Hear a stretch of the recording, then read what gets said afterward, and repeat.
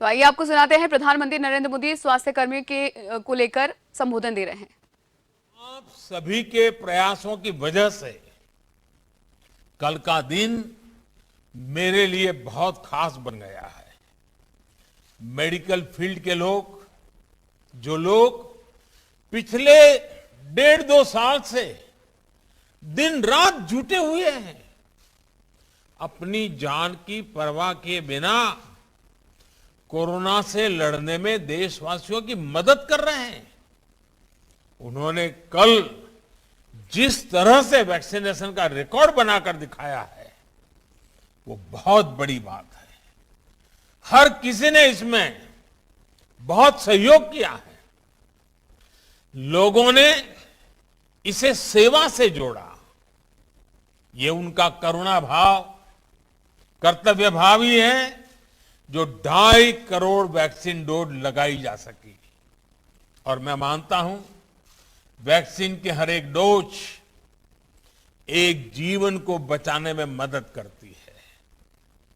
2.5 करोड़ से ज्यादा लोगों को इतने कम समय में इतना बड़ा सुरक्षा कवच मिलना बहुत संतोष देता है। जन्मदिन आएंगे जाएंगे, लेकिन कल का ये दिन मेरे मन को छू गया है, अविस्मरणीय बन गया है। मैं जितना धन्यवाद अर्पित करूं वो कम है। मैं हृदय से प्रत्येक देशवासी को नमन करता हूं, सभी का आभार जताता हूं। भाइयों और बहनों, भारत का टीकाकरण अभियान सिर्फ स्वास्थ्य का सुरक्षा कवच ही नहीं है, बल्कि एक तरह से आजीविका की सुरक्षा का भी कवच है।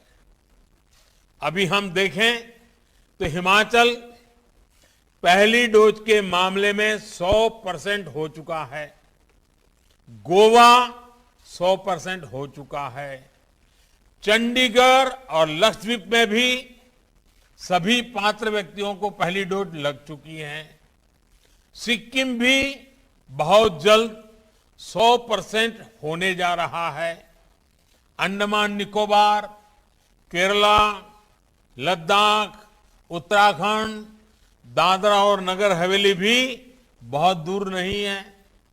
साथियों, ये बहुत चर्चा में नहीं आया, लेकिन भारत ने अपने वैक्सीनेशन अभियान में टूरिज्म सेक्टर से जुड़े राज्यों को बहुत प्राथमिकता दी है। भारत में हमने कहा नहीं, क्योंकि इस पर भी राजनीति होने लग जाती है, लेकिन यह बहुत जरूरी था कि हमारे टूरिज्म डेस्टिनेशन जल्द से जल्द खुले। अब उत्तराखंड में भी 4 धाम यात्रा संभव हो पाएगी। और इन सब प्रयासों के बीच गोवा का 100% होना, 100% होना बहुत खास हो जाता है।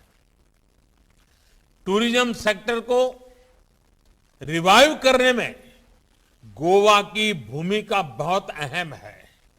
आप सोचिए, होटल इंडस्ट्री के लोग हो, टैक्सी ड्राइवर हो, फेरी वाले हो, दुकानदार हो, जब सभी को वैक्सीन लगी होगी तो टूरिस्ट भी सुरक्षा की एक भावना लेकर यहां आएगा। अब गोवा दुनिया के उन बहुत गिने चुने इंटरनेशनल टूरिस्ट डेस्टिनेशन में शामिल हो चुका है जहां लोगों को वैक्सीन का सुरक्षा कवच मिला हुआ है। साथियों, आने वाले टूरिज्म सीजन में यहां पहले की ही तरह टूरिस्ट एक्टिविटीज हो, देश के, दुनिया के टूरिस्ट यहां आनंद ले सके, ये हम सभी की कामना है। ये तभी संभव है जब हम कोरोना से जुड़ी सावधानियों पर भी उतना ही ध्यान देंगे जितना टीकाकरण पर दे रहे हैं। संक्रमण कम हुआ है, लेकिन अभी भी इस वायरस को हमें हल्के में नहीं लेना है।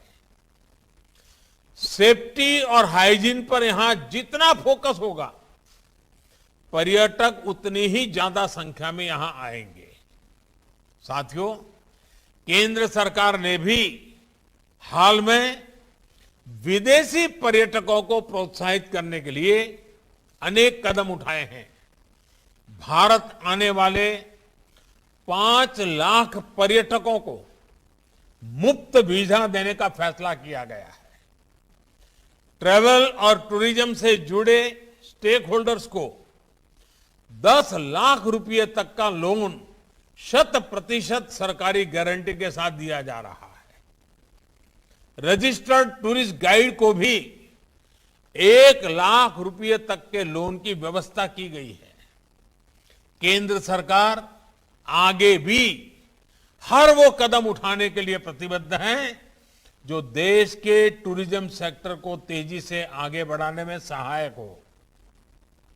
साथियों, गोवा के टूरिज्म सेक्टर को आकर्षक बनाने के लिए वहां के किसानों, मछुआरों और दूसरे लोगों की सुविधा के लिए इंफ्रास्ट्रक्चर को डबल इंजन की सरकार की डबल शक्ति मिल रही है। विशेष रूप से कनेक्टिविटी से जुड़े इंफ्रास्ट्रक्चर पर गोवा में अभूतपूर्व काम हो रहा है। मोपा में बन रहा ग्रीन फील्ड एयरपोर्ट अगले कुछ महीनों में बनकर तैयार होने वाला है। इस एयरपोर्ट को नेशनल हाईवे से जोड़ने के लिए लगभग 12,000 करोड़ रुपए की लागत से 6 लेन का एक आधुनिक कनेक्टिंग हाईवे बनाया जा रहा है। सिर्फ नेशनल हाईवे के निर्माण में ही बीते सालों में हजारों करोड़ रुपयों का निवेश गोवा में हुआ है।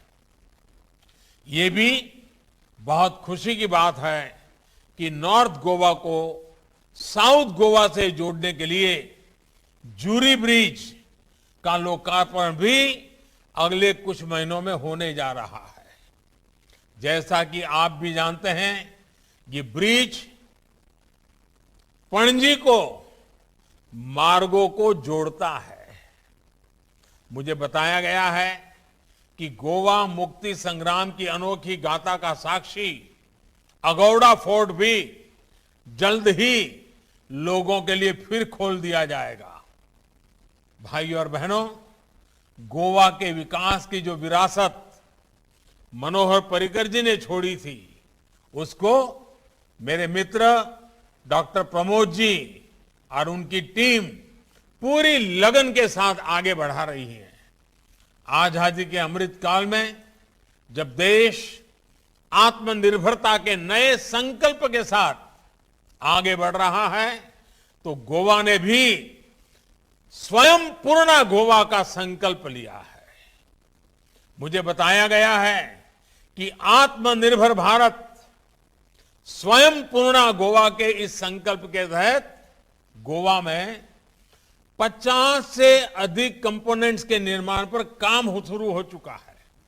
ये दिखाता है कि गोवा राष्ट्रीय लक्ष्यों की प्राप्ति के लिए, युवाओं के लिए रोजगार के नए अवसर तैयार करने के लिए कितनी गंभीरता से काम कर रहा है। साथियों, आज गोवा सिर्फ कोविड टीकाकरण में अग्रणी नहीं है, बल्कि विकास के अनेक पैमानों में देश के अग्रणी राज्यों में है। गोवा का जो रूरल और अर्बन क्षेत्र पूरी तरह से खुले में शौच से मुक्त हो रहा है। बिजली और पानी जैसी बुनियादी सुविधाओं को लेकर भी गोवा में अच्छा काम हो रहा है। गोवा देश का ऐसा राज्य है जहां 100% बिजलीकरण हो चुका है। हर घर नल से जल के मामले में तो गोवा ने कमाल ही कर दिया है। गोवा के ग्रामीण क्षेत्र में हर घर में नल जैसे जल पहुंचाने का प्रयास प्रशंसनीय है। ये जल जीवन मिशन के तहत बीते 2 साल में देश ने अब तक लगभग 5 करोड़ परिवारों को पाइप के पानी की सुविधा से जोड़ा है। जिस प्रकार गोवा ने इस अभियान को आगे बढ़ाया है, वो गुड गवर्नेंस और ईज ऑफ लिविंग को लेकर गोवा सरकार की प्राथमिकता को भी स्पष्ट करता है। भाइयों और बहनों, सुशासन को लेकर यही प्रतिबद्धता कोरोना काल में गोवा सरकार ने दिखाई है। हर प्रकार की चुनौतियों के बावजूद केंद्र सरकार ने जो भी मदद गोवा के लिए भेजी, उसको तेजी से बिना किसी भेदभाव के हर लाभार्थी तक पहुंचाने का काम गोवा की टीम ने किया है।